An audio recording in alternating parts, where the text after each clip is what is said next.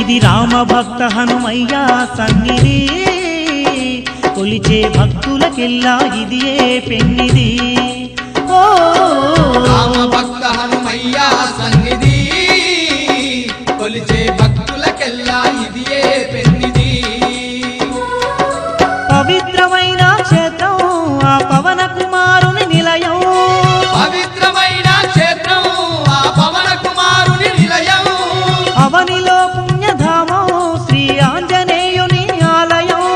అవనిలో పుణ్యధామం శ్రీ ఆంజనేయుని ఆలయం ఇది దీన జనులను ఆదరించే క్షేత్రం